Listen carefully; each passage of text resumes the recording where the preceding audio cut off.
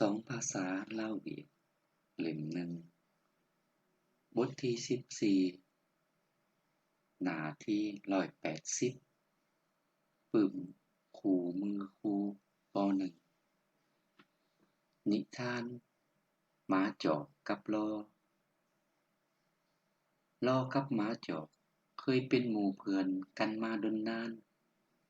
และมักจะออกไปหากินนำกันอยู่เสมอมื้อหนึ่งสัตว์ทั้งสองไปพ้อสิงโตก็เลยตกเสงอ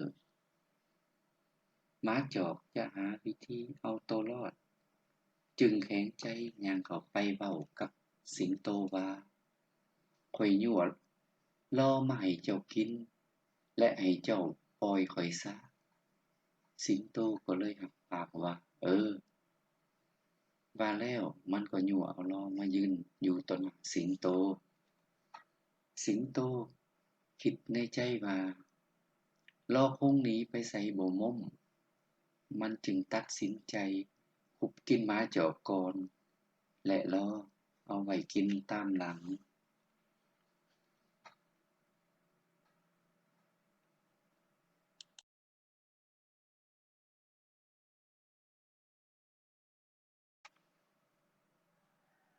Sống ở lớp 1, 34, trang 180, sách giáo viên lớp 1. Truyện cổ tích Chồn và con lá.